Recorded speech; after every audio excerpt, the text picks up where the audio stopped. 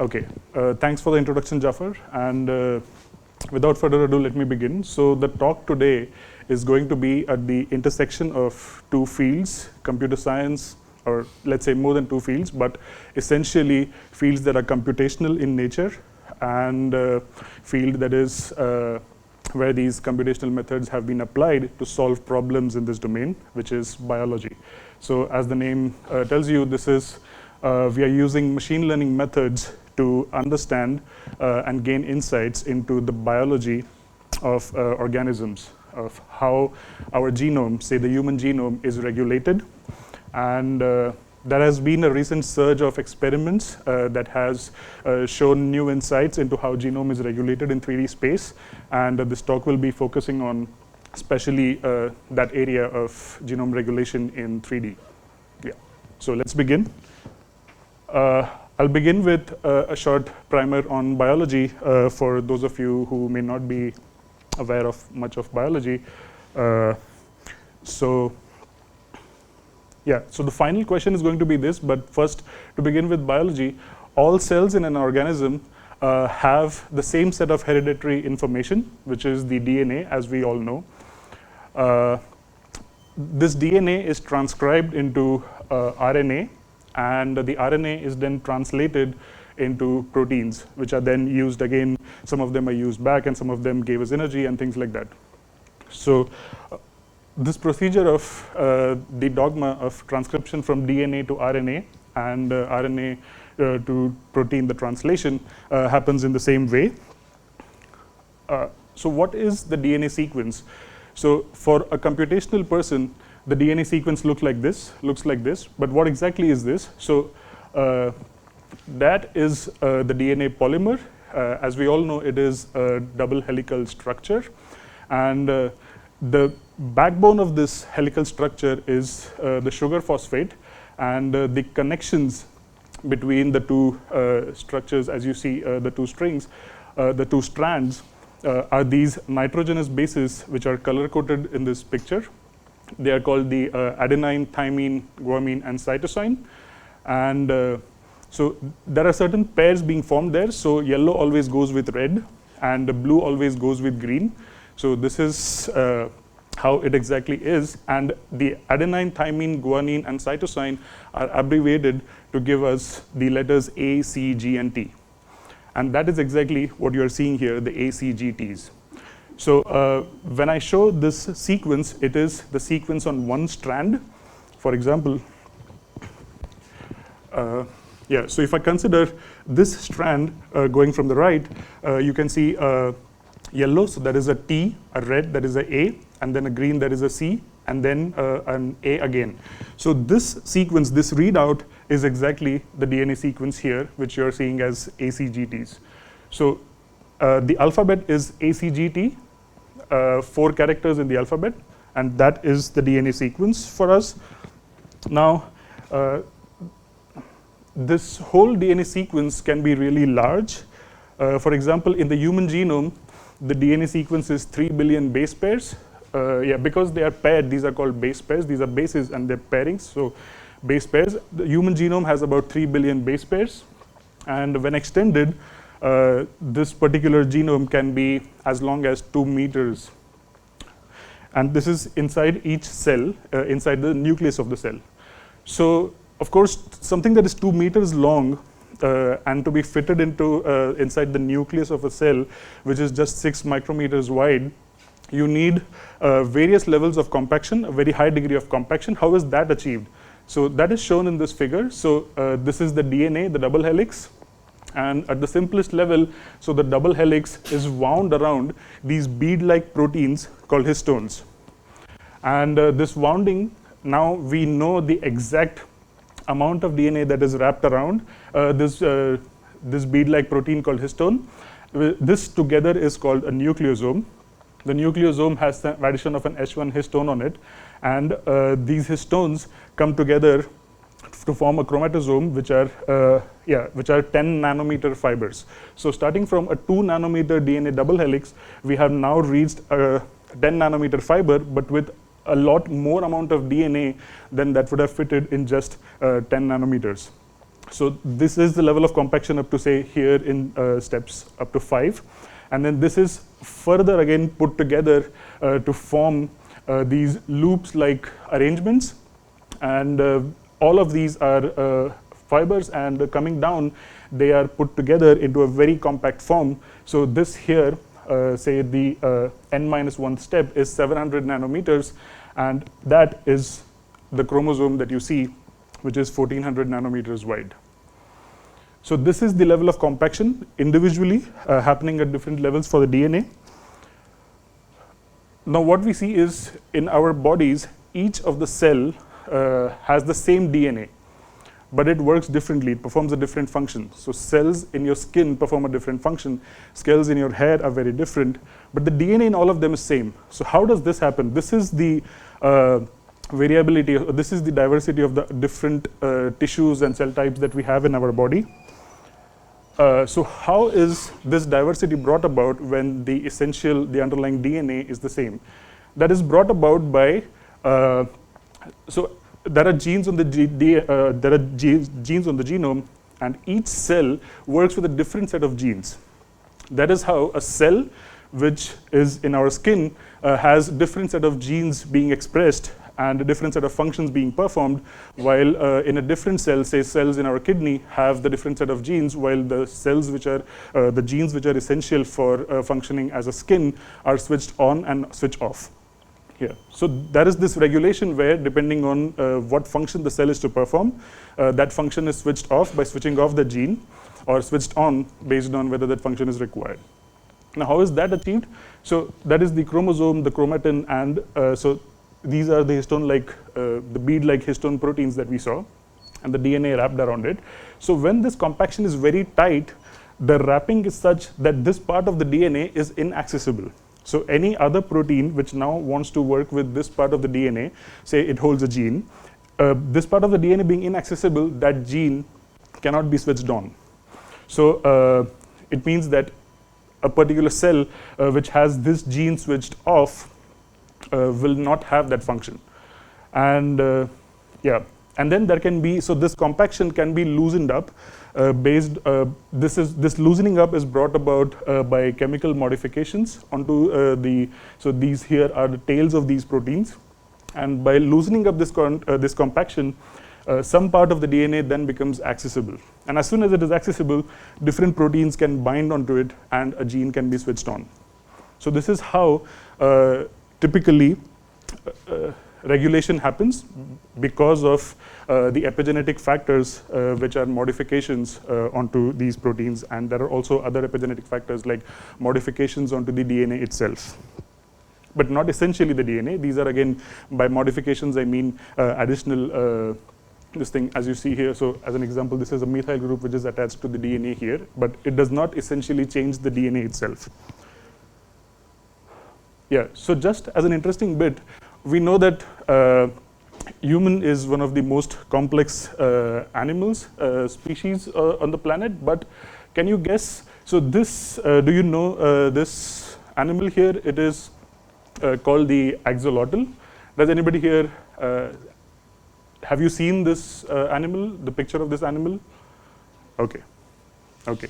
So this is an axolotl, and it is from the salamander species. It is found in the seas near Mexico. And so this is, as you can see, very small. This is an amphibian. So this is pretty small. This is like a fish, like a frog. It has legs and things like that. Can you guess the size of the genome? So the human genome is 3 billion base pairs. And we know that humans are very complex. We have a very complex set of functionalities to be performed. What could be the size of this animal here? Yeah? No, given figures. Let's say, human genome is 3 billion base pairs. How much is this? 1.5 billion base pairs? Just 1,000 base pairs? Or is 1,000 too small? Take any random guess. We'll find out what it is. Okay, so you'll be surprised to know this is 10 times the human genome.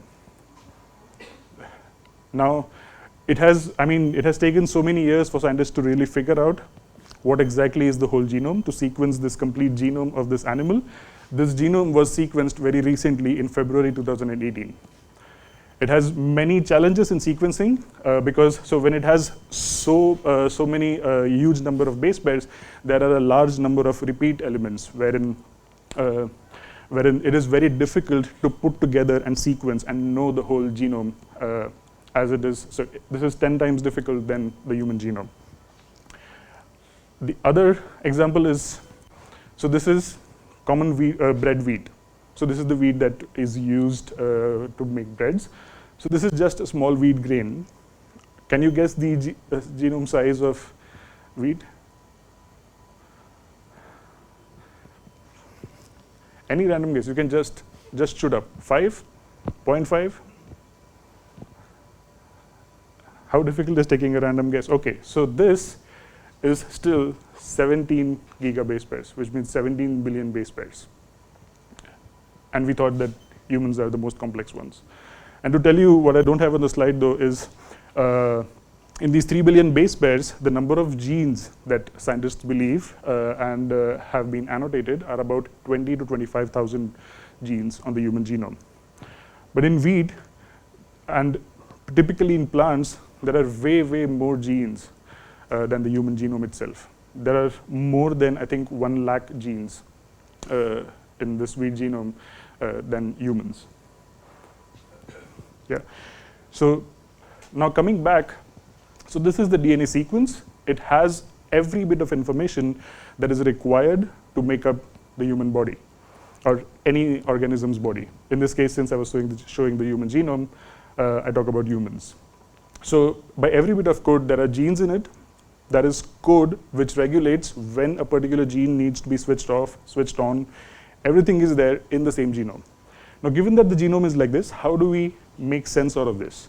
Or how do we make sense at the next level? Say the first level is knowing that this is probably a regulatory sequence, this is probably a gene, and by a regulatory word or a regulatory sequence element, what I mean is this sequence is important to either switch on or off this particular gene.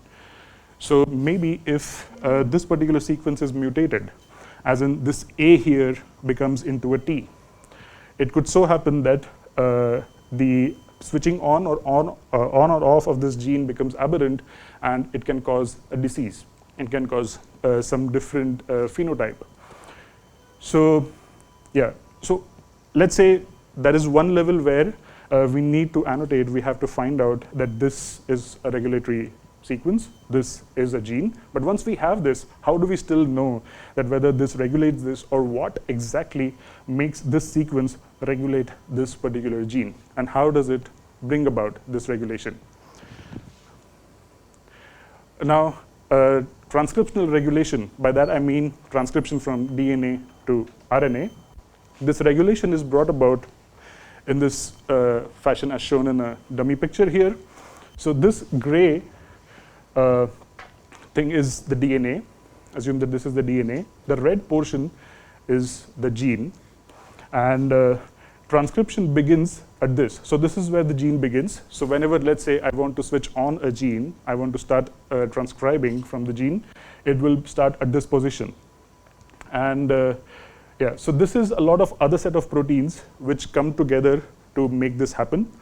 And so this sequence, which is just beside the gene, happens to be a very important one. It is called the promoter sequence. It's called the promoter because it is this sequence which tells that this gene needs to be transcribed, so it promotes, and it's called the promoter. Yeah, and then these are other sets of proteins which are also necessary to bring about this regulation.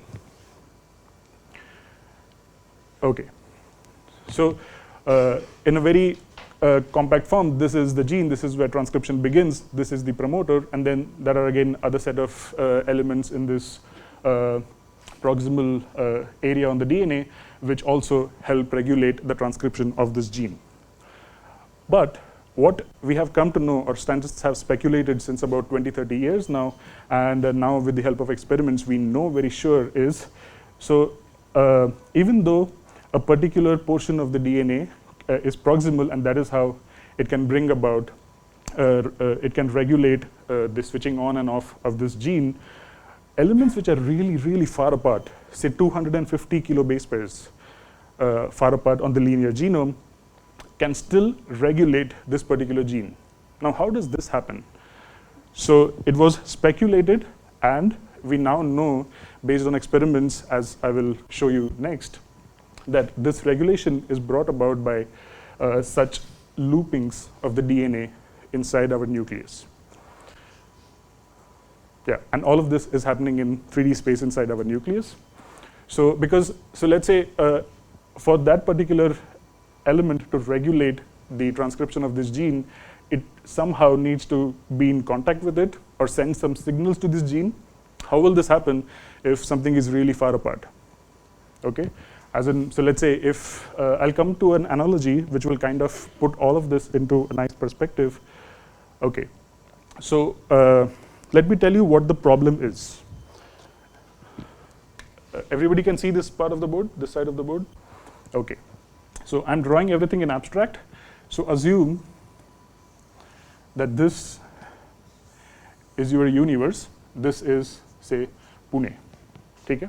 So on the map, this is Pune, and somewhere here is CMS, and maybe somewhere here is DRDO, somewhere here is NCL, somewhere here is some other institute, say Symbiosis, and here, or maybe even nearer, because this institute is, say, IUCAA. So what I mean to say is, on the map what we are seeing is, IUCAA is an institute which is geographically very close to CMS. DRDO is far away, NCL is far away in comparison to IUCAA, and Symbiosis is also a bit far away.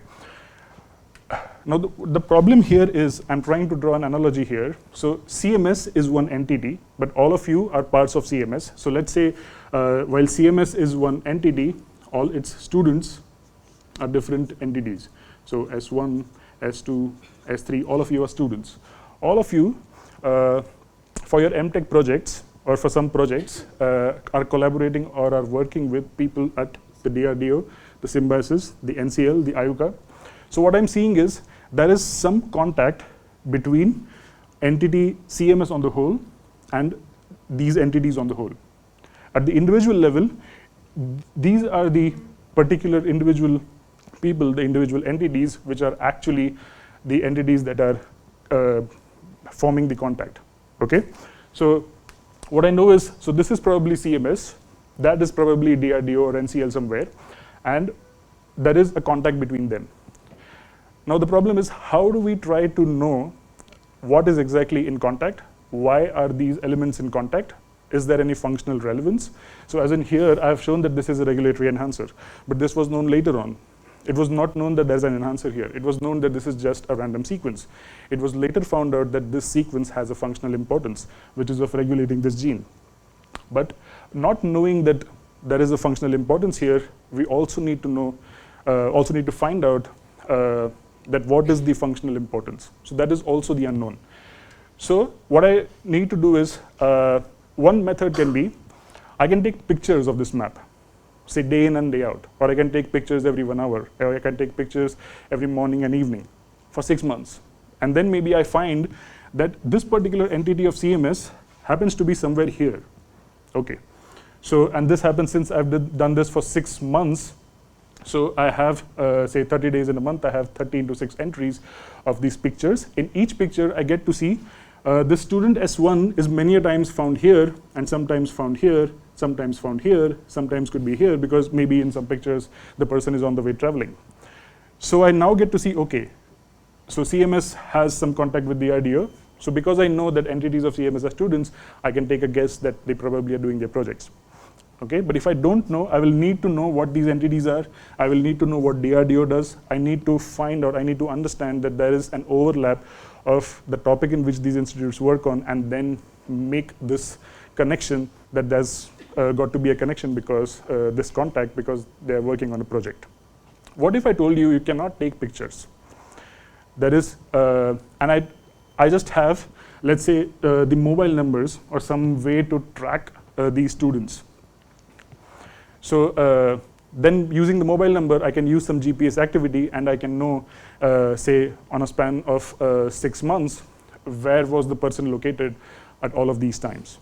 Okay, and based on that, I can then try to figure out, okay, so what I have is, at the end, I would have something like S1 has an interaction with maybe NCL, S2 has an interaction with DRDO, and things like that. Yeah, but what again can be can make things confusing here is S1 is an entity which does things beyond visiting NCL, because your project is not something that you do 24/7, 6 months. You go home, you do something else. You have got other tasks to do. So, in addition to NCL, S1 can be spotted at many different areas in Pune, X, Y, Z. I need to figure out that NCL is the most significant one that has functional importance. So that is the kind of thing that is happening. So this is CMS here. That is some random random region on the genome, say, yeah, an institute like DRDO or NCL, and I then need to figure out, based on these frequencies, of how many times I saw S1 at NCL or S2 at DRDO, whether there is a functional importance. So how can this be done? So these are the set of experiments which help or give us an eye onto this whole picture. These experiments are called the chromosome conformation capture. The first one was developed, the first one is 3C, which was developed in 2002. And throughout the last decade until 2009, we had versions which went on from a single region that could be probed to genome-wide. That is what is shown in this picture. So in this square block, assume this is a matrix, we have the whole genome represented on the rows and the whole genome on the columns. So meaning this particular box here, this particular entry here is one region on the genome. This is something else. This is something else. And these are different regions on the genome. So 3C was an experiment that helped in identifying the interactions between a particular region of the genome and some other particular region of the genome, which means I was, say, I know that CMS is as a whole an entity with many different students, but I still would like to study just one particular student and identify whether he or she is in contact with some other institute because they're working on a project. So that was 3C, doing it for just a particular pair of regions, so which is why there is 1 cross 1.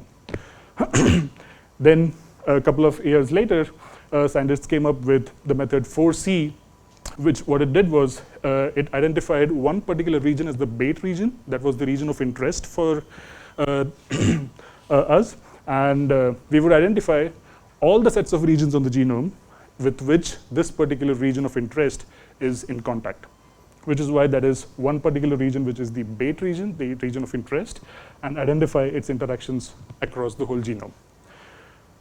Now, 3C could be multiplexed, and we can study more than one region in one experiment. So which is why 5C, as it is called, is many versus many. Say all students of CMS are, or let's say a few students of CMS and a few students at DRDO, or a few scientists at DRDO, NCL, and symbiosis. We could select scientists from different institutes. We could select, in fact, not just students from CMS. Let's make this entity larger, students from the Pune University, and then there are students from different departments. We can focus on a department and do that. So that is how 5C multiplexes 3C and goes from 1 cross 1 to many cross many.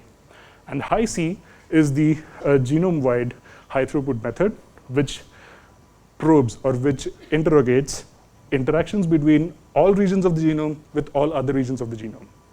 Okay, we will see, so as I've explained here, we will see how the high C protocol actually works. So this is how the experiment is performed in the labs. This is the protocol followed.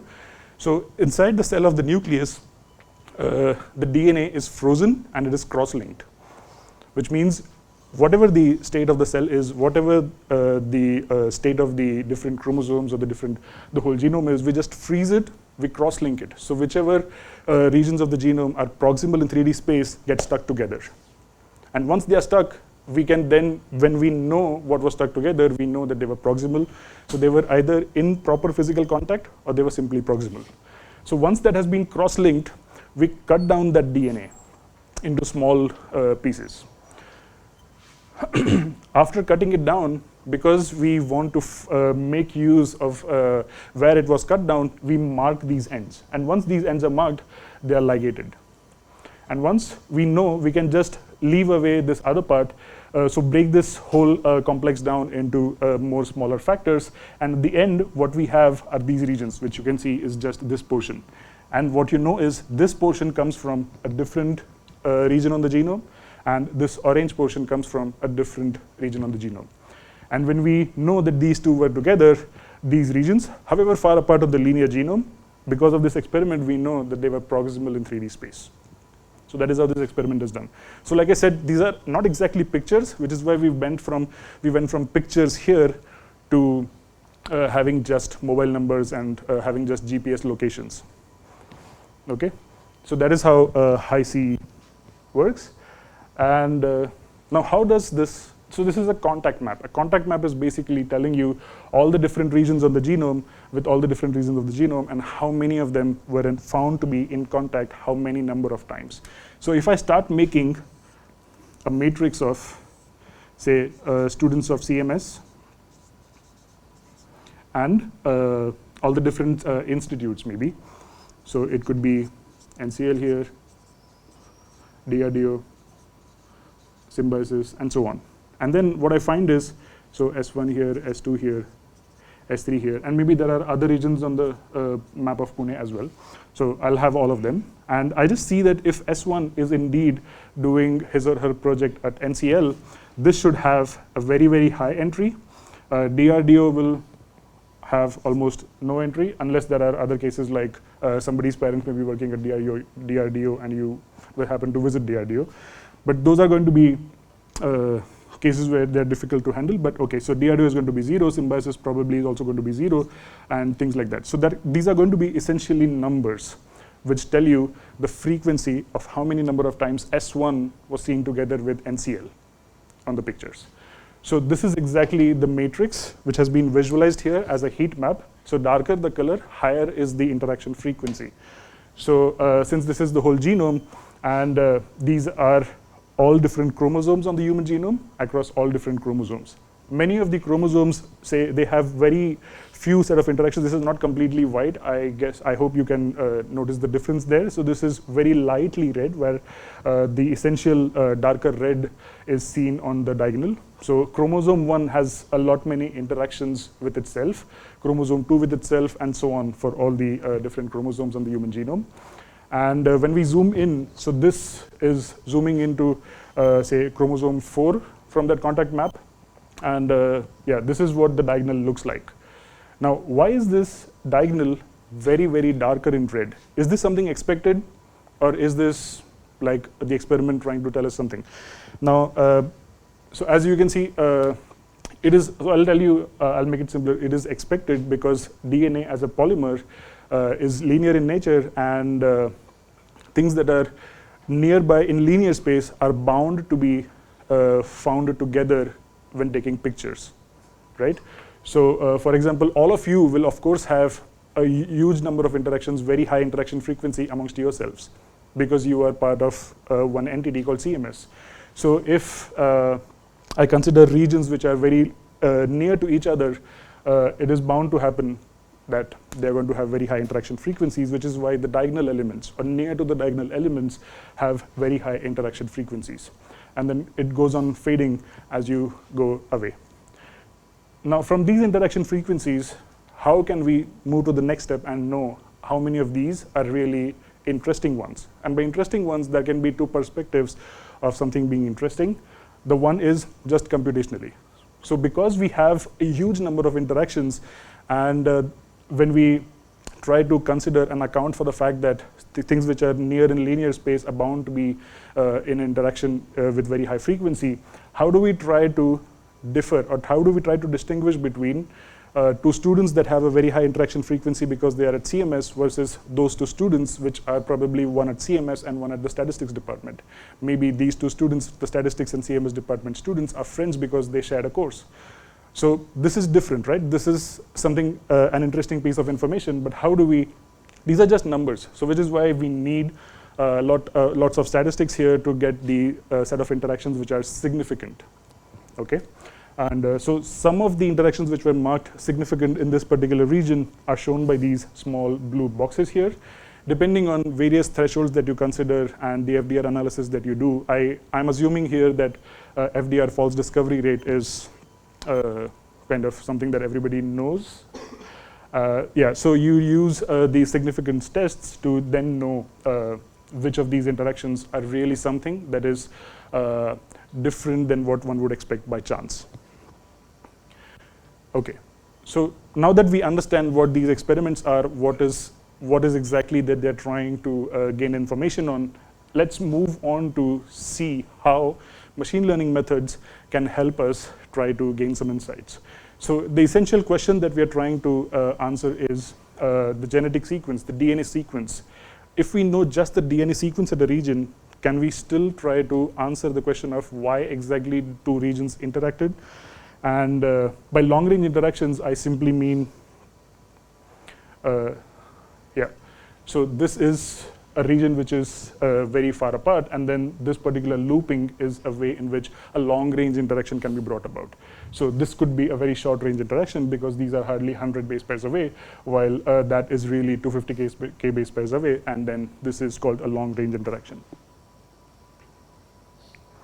Yeah, so we're trying to know if we can use just the DNA sequence and make predictions on whether two genomic regions would interact. Okay, so this is a dummy matrix. As I said, that was a visualization with colors. This is the interaction matrix with just the numbers. And we have some set of regions on the rows and some set of regions on the columns. So these are details on the different cell types that these experiments were performed on. And we have these numbers as the output of the experiment. Now from this experiment, what we want to do is we want to convert this problem into something that we can already handle. For example, say a binary classification task. In this binary classification task, we have either positives, negatives. In terms of these numbers, how do I go about crossing this river, making a bridge? So what I do is from these numbers, I use a statistical procedure to know the set of interactions which were significant. Now, so the orange ones are the ones which were interactions in multiple sets of experiments. Now, why this is done is when you do just an experiment just once, there's a possibility that things are happening by chance. There's a possibility that something went wrong in the solution as in the solution in the Petri dish, and the experiment probably started making some mistakes, which is why to make sure you perform these experiments multiple number of times, and you try to make sure that, okay, if this was observed in all of these experiments, it is bound to be something that is not by chance or not as an artifact of the experiment. So the orange cells in this matrix are the ones which are called significant based on some procedure, yeah, the black ones are those which were not significant in any of the multiple experiments that were performed. And the unused, so the squares which are not colored, are not filled, are the ones which were significant in one of the experiments, but not all of them. We can't be really sure about them, so which is why we discard them. We did not use them for this study. No, it's okay, thanks. So we use this procedure to come to two sets of sequences, two sets of genomic regions, which is one would be positive, as in, now, yeah, so positive in what way? So all of these interactions are set of significant interactions in the whole matrix, but say in this work, what we did was we built a model which was specific for a particular region. And so the model was a typical prediction-based model, and for C1, now what we are trying to identify is which of these rows along, these regions along the rows had a significant interaction with C1, and we then try and go and identify some features in these sequences which help us distinguish why they interacted with C1 or did not interact with C1. Yeah, so what we do is we collect all the DNA sequences for these different loci on the genome along the rows, so which is essentially the orange and the black filled squares, just from that one particular column. And we collect apart the positive training sequences and the negative training sequences. We use 80% of our sequences for training and keep 20% of those as held out to test our model later on. And so all of these sequences are not necessarily of the same size. And since these are sequences, these are not typical real-valued feature vectors that a typical machine learning model would like to have.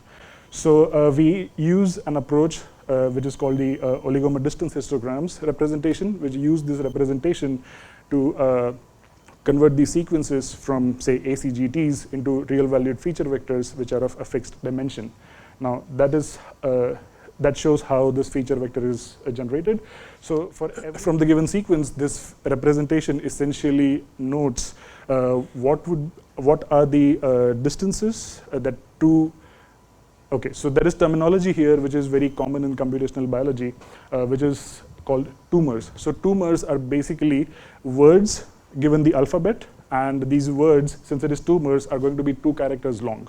So if this is an example sequence, AA is a tumor, yeah. CG is a tumor, or CC is a tumor, okay?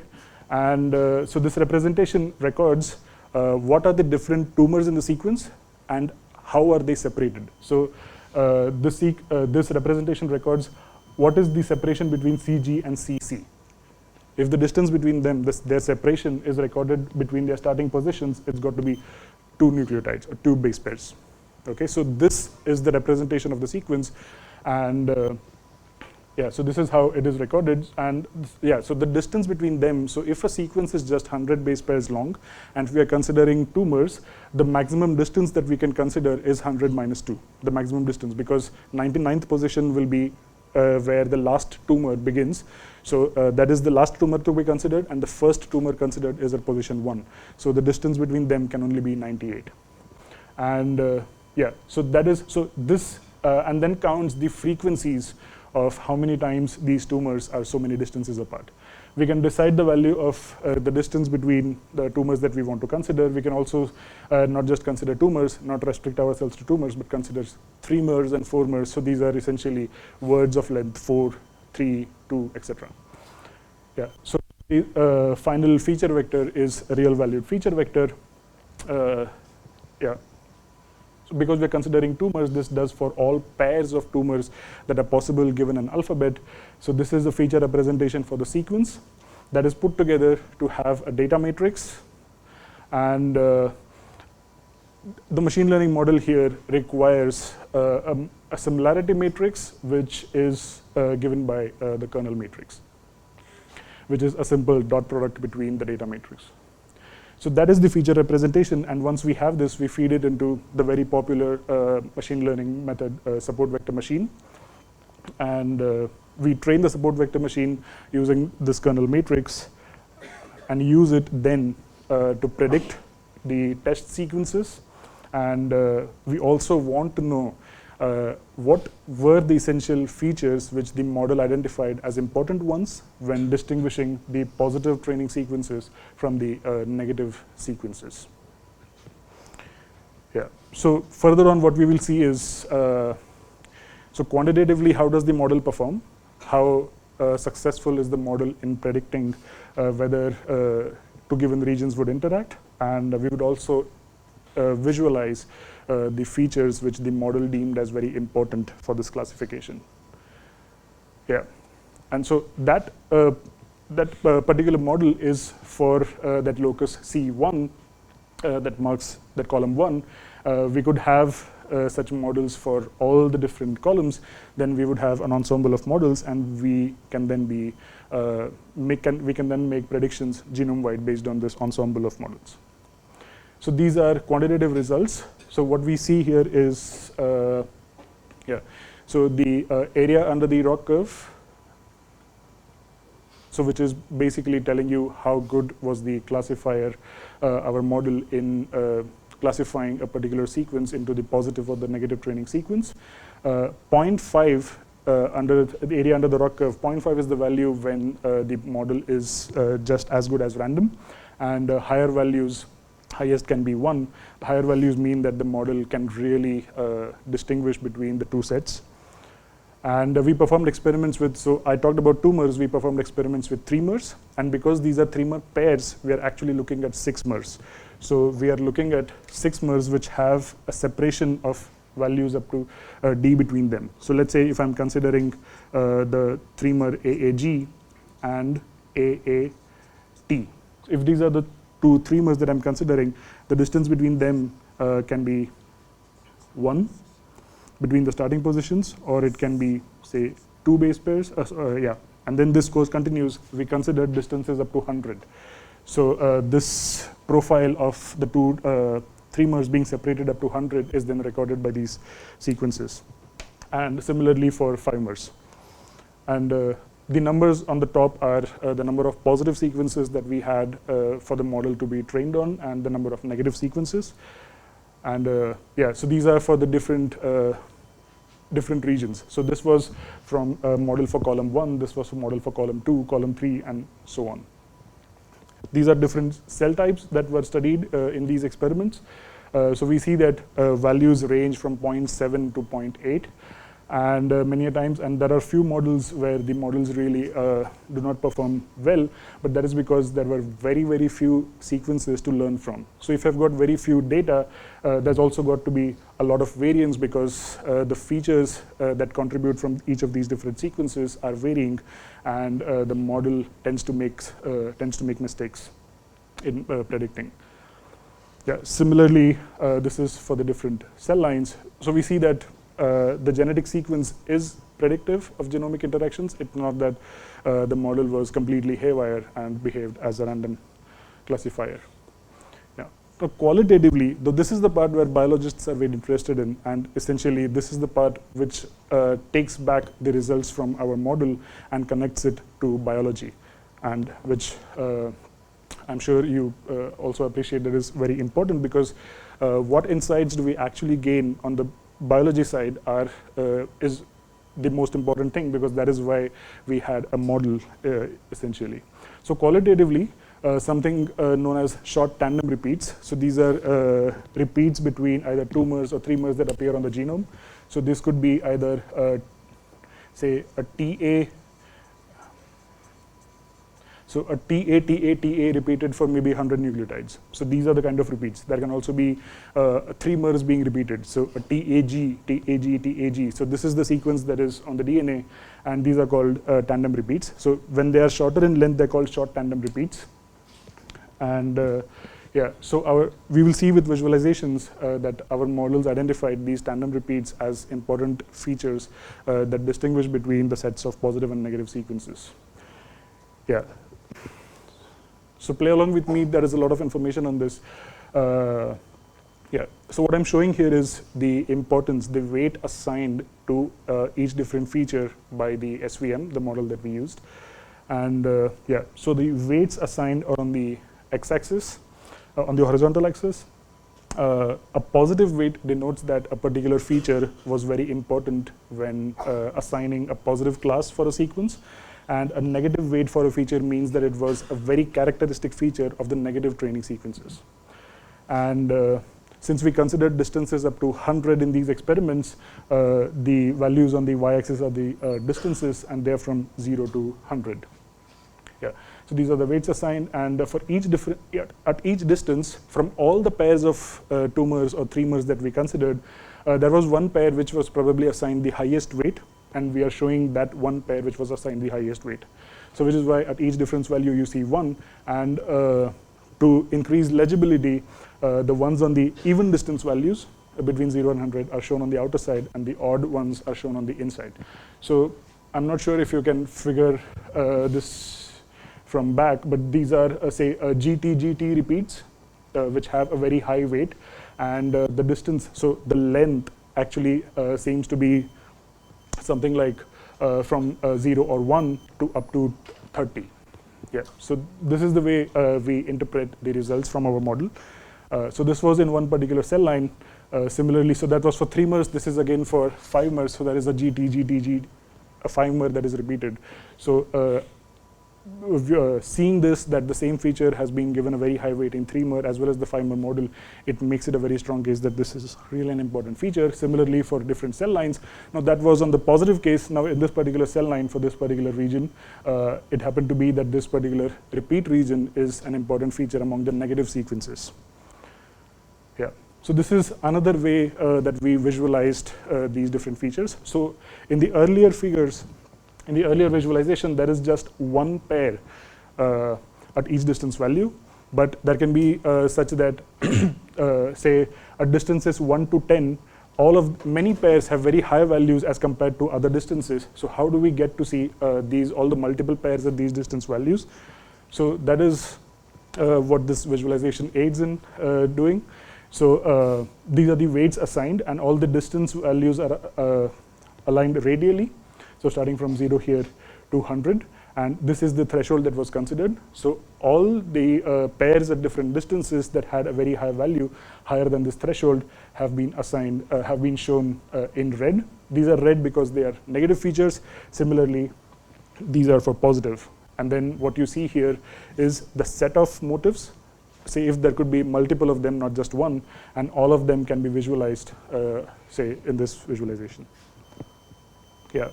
And this was, again, connecting to the biology. I'll not go into details here, but we went very thorough literature search as early as 1990, and we find there have been many studies which, say, a few of them have experimentally shown in part that such tandem repeat blocks have a very important functional significance, and some of these are, say, this one is also another computational method which also found as ours to have functional importance for this short tandem repeats. Yeah, so now I'll keep a little biology away and give an overview, which also is probably interesting because it has some nice math in it, at least interesting for me. So what an essential deficit of this earlier method was the regions could be of variable length. And so a promoter and an enhancer is something that the biologists know perform a certain function. But the experiment reports regions which are really long, which are way much longer than just those regions. But it is simply assumed that none of these portions, so information in this part of the DNA holds no importance, but it's just that enhancer which holds importance, which I find not very correct because, yeah, there are parts on the DNA which play a role, and then why simply assume? Why not have a model, a computational method which kind of gives an insight whether or not it really does hold an importance or not? Yeah. So what the method that we're seeing next is something like this. So these images kind of, I think, help make the point very clear. So if I ask you, are these two images similar?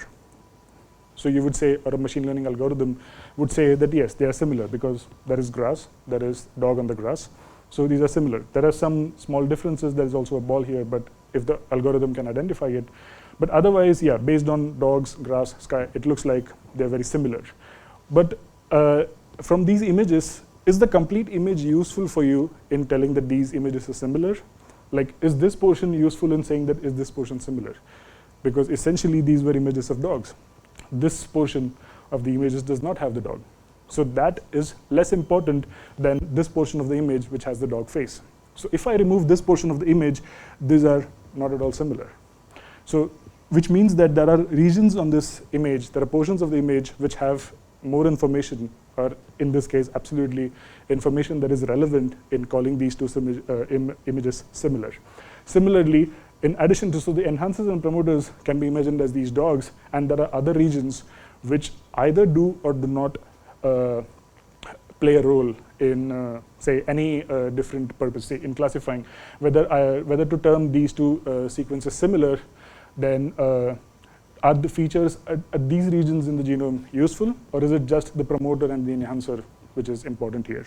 So our model next tries to do this. Now what we do is, so we are trying to compare sequences that are of variable length. Now how do we do that? We segment our sequence. We break the sequence down into smaller pieces. So if we have a sequence this much long, we start breaking the sequence down at the beginning of the sequence, and go on with a specific segment size. We go on till the end. But what if, so when we break this down, there maybe is a signal that lies exactly at the boundary, and by breaking down, I have had, say, one part in one segment of the sequence and the other in the other segment of the sequence, and then I probably no more can make a connection that this is really a signal that has been broken apart. So to account for it, I have a complementary segmentation which captures all these boundaries from the earlier segmentation. So based on the way these are segmented, we call this the non-shifted segmentation because it begins at the start, and the shifted segmentation which starts with a shift from the start of the sequence. And then when we want to compare these sequences, use any method to compare the initial segments, but we would compare all segments of one sequence with all segments of the other. Okay. Now, typically in machine learning, so this is a 2002 method which suggests a set kernel, so which essentially compares. So when we have, so is S and S dash are these two sequences of this kind. To compare these two sequences, we would compare all the different segments of one sequence with the segments of the other, and we sum them up. So the similarity of the whole entity, the sequence, is the sum of the similarity of the individual segments in it, the part entity. Now, but in doing so, as you can see, it averages out the contributions of different segments. It may so happen that segment 5 in this sequence is very important to segment 1, and that when that particular segment 1 and segment 5 appear in this equation here, they have a very high value. But because I'm averaging it out, at the end, when I have a similarity value for capital S and S prime, then I have lost information of it was small s1 and small s5 prime that were really the important ones. So what I do is I use a conformal transformation. So yeah, so these are say I am using a dummy 2D space here. Each of these segment is represented in this 2D space by a plus or a minus. So the plus would be the set of segments of sequences which are from the positive class, and the minuses are the segments of the sequences which are from the negative class, and we cluster them.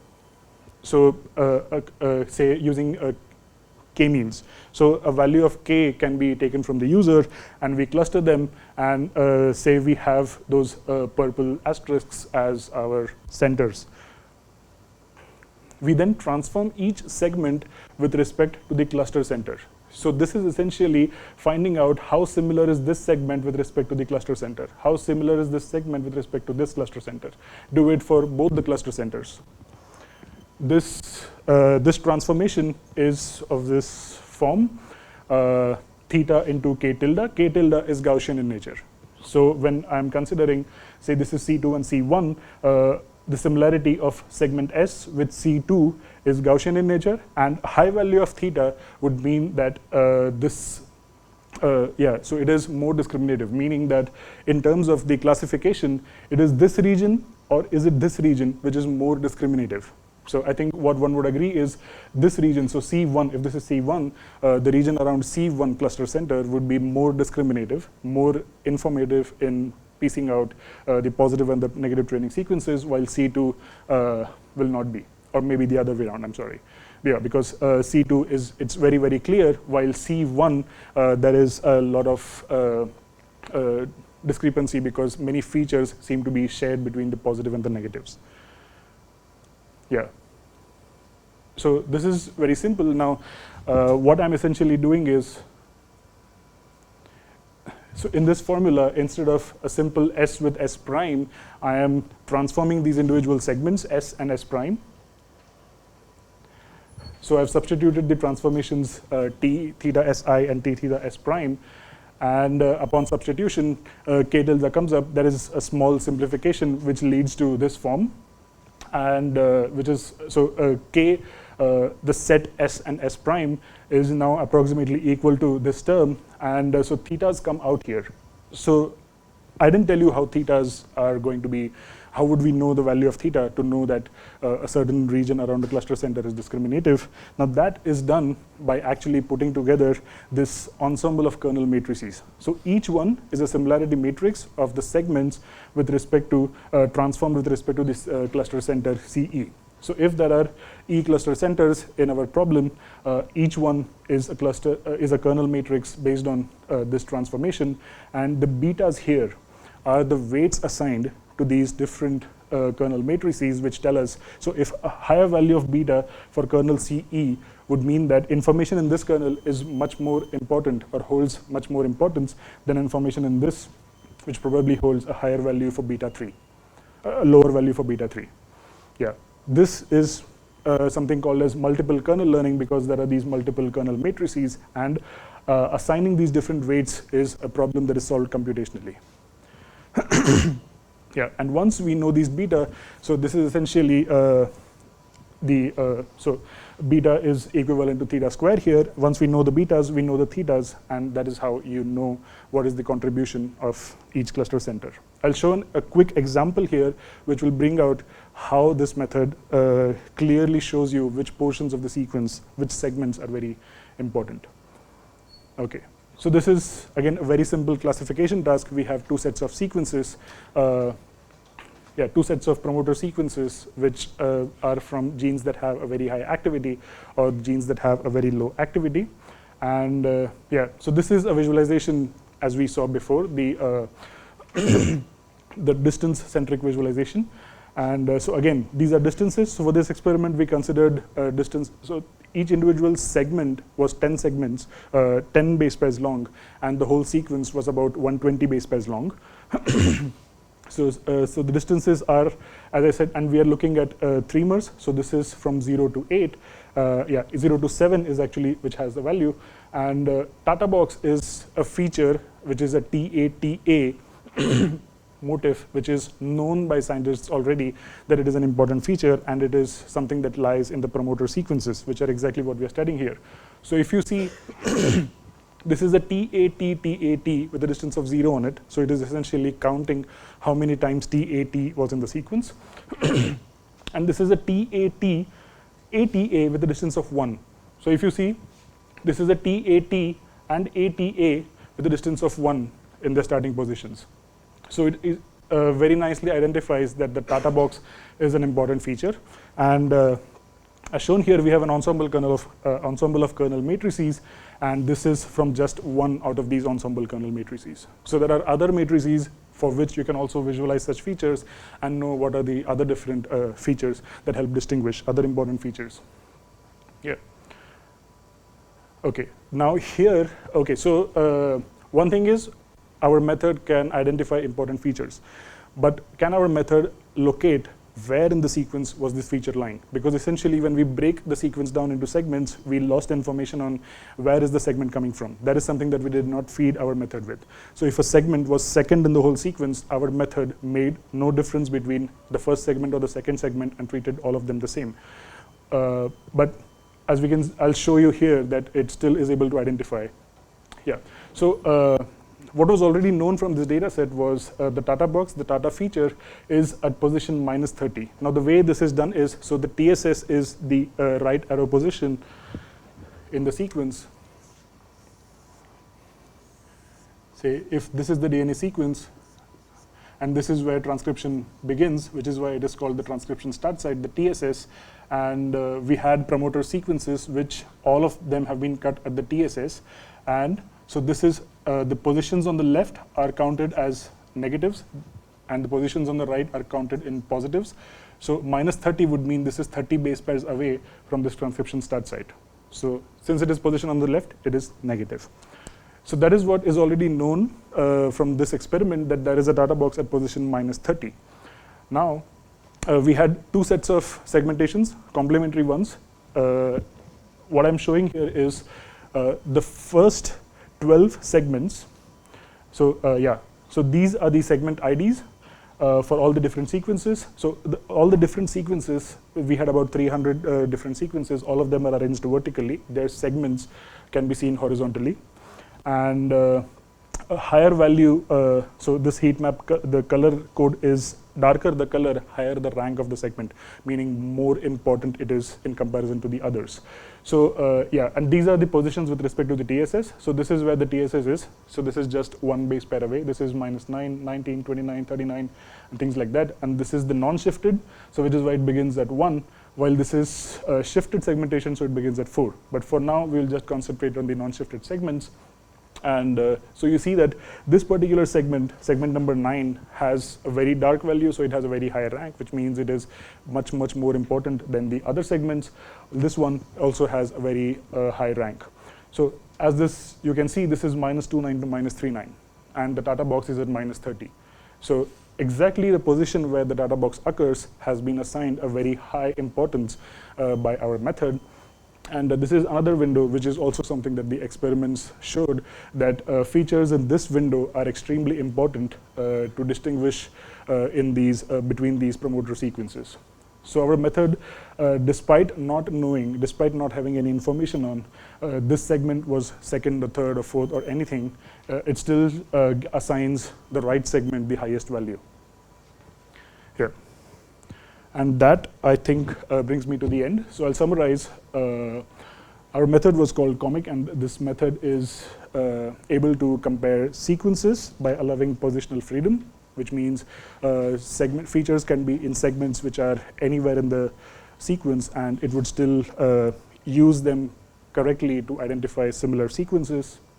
And yeah, it can locate those segments within the sequences. Yeah. So to summarize, we modeled this problem into a prediction. So the problem of using genetic sequence information to make predictions on these interactions, we made it into a simple binary classification problem. Of course, there are different ways in which this can again be modeled. For example, the interaction frequencies can directly be predicted by making it into a regression-based problem. And yeah, so by doing this, we can uncover novel insights into the biology. Yeah, visualizations. The two visualizations that we saw can really help us in identifying these novel sequence features. And I think from the domain perspective, any computational method or machine learning model that you may be using for biologists, what's really most important is what was the feature that the model identified, which probably a human eye cannot identify, to really distinguish between sets of sequences that are positive or negative. And in this case, so features like, so let's say, coming back to the analogy here, we are trying to make sense of why student 1 has a very high frequency with NCL, meaning we are going down and looking at the characteristics of student S1.